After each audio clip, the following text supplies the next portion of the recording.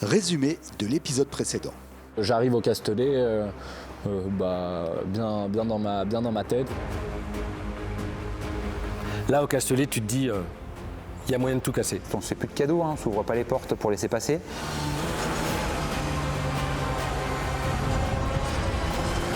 La voiture marchait pas. Tu peux plus te concentrer, tout le monde te double. Je boxe. Je décroche tout, je sors de la voiture. Je retire mon casque et je me casse au vestiaire. C'est Aurélien qui est venu me chercher de l'autre côté. Il me fait, Louis-Marie, allez. Et c'est l'avantage de cette équipe CTF. Ils ont toujours tout fait pour qu'on finisse les courses. Dès le début de la saison, avant même la première course, moi je leur ai dit que s'il y avait une course qu'on pouvait gagner, c'était forcément Portimao.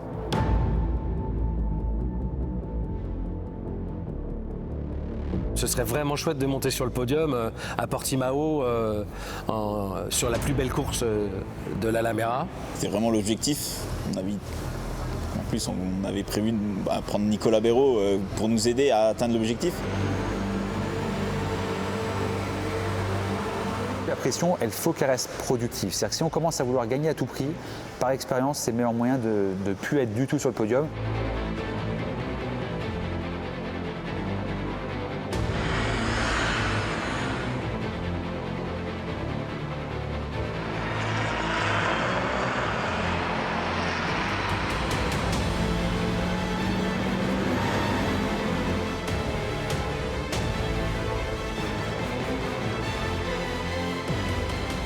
On a mis en place dès le vendredi des réglages sur la voiture qui ne me convenaient pas du tout.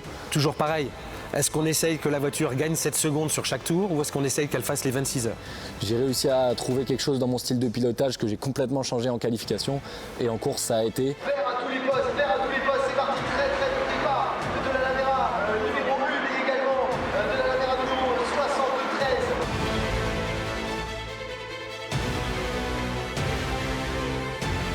En mettant Nico sur la voiture, on ne va pas se mentir, l'objectif il est très clair. Il est d'être sur le podium et voire même de gagner cette course. Nicolas, il est carré, il sait faire, il n'a pas de stress, il sait qu'il va dérouler, il sait comment gérer sa course. C'était une présence rassurante et une mise en confiance humaine de toute l'équipe. C'est un pilote c'est un peu une assurance vie si tu veux.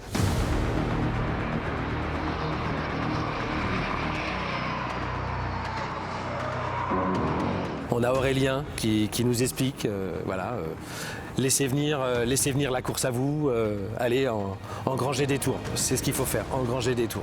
Aujourd'hui, pour l'objectif qu'on a, on n'a pas forcément besoin d'aller aussi loin. Donc il faut se garder toujours une petite réserve. Au bout de 5 heures, on est premier.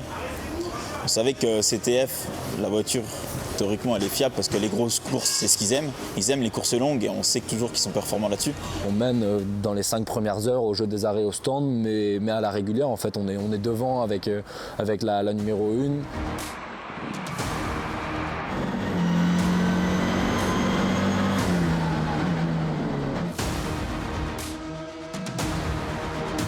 Et puis pendant la course, on a eu aussi quelques petits problèmes. C'était un peu l'ascenseur émotionnel, puisque pendant un moment, on est premier. Et puis on a cette panne d'alternateur qui nous ramène à la 12e place. Donc la 12e, alors c'est dur mentalement, mais il ne faut pas le montrer encore une fois. C'est des petits détails, mais des petits détails qui nous obligent à passer par les box, où à chaque fois c'est des réparations qui prennent quelques minutes.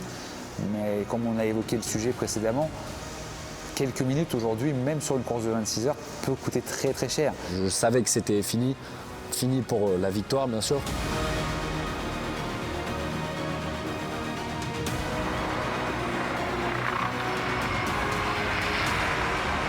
Je prends beaucoup de recul parce que sinon, malheureusement, humainement, je ne tiendrai plus le coup. Moi, je peux t'en parler pendant 26 heures de toutes les galères que l'on a eues, que ce soit l'alternateur qui nous a fait perdre 20 tours, la perte de la direction assistée à mi-course. Je repars pour un double relais sans direction assistée. C'était honnêtement la course la plus dure de ma vie, de loin. Et tu roules 11 heures sans direction assistée. Donc quand t'en peux plus, tu t'arrêtes, tu dis changement de pilote. C'était terrible, affreux dans la voiture. un combat de chaque instant.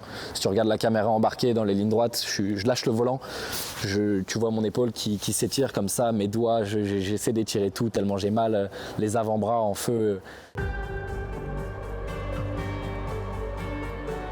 Quand tu vois la fatigue physique, la tension qu'il y a dans les paddocks, il y a tout peut rebondir. Mais par contre, tout peut rebondir dans ton sens comme dans le sens des autres. Hein. C'est 3, 4, 3, 2. À un moment donné, je fais même le choix d'arrêter de suivre le classement, de me concentrer juste sur les stratégies de ravitaillement et les derniers petits détails où est-ce qu'on peut grappiller quelques secondes.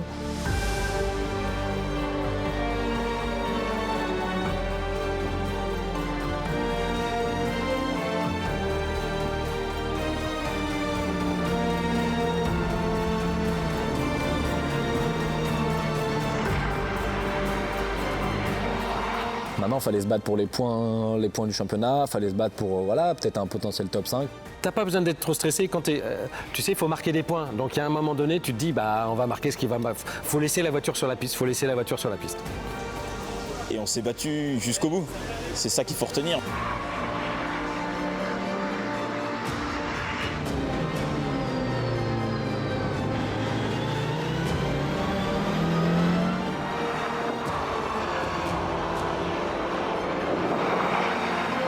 Faire 5e, c'est pénible, mais Malgré les problèmes, on arrive toujours à être dans le top 5, ce qu'on visait au départ. Forcément, maintenant, on vise top 3. Peut-être indirectement top 1, mais... Aujourd'hui, concrètement, il y a plusieurs voitures qui peuvent jouer encore le podium et du coup le championnat. On est toujours deuxième. Il nous manque 150 points. C'est, je pense, très compliqué à aller chercher. Toutes les cartes vont être distribuées qu'à Valence. Donc jusqu'à Valence, ça va être de l'attente. Et quand on sera à Valence, on pourra se dire, bon, qu'est-ce qu'on peut faire maintenant ? On va tout faire pour s'accrocher. Parce qu'on aime ça, sinon on n'y serait pas.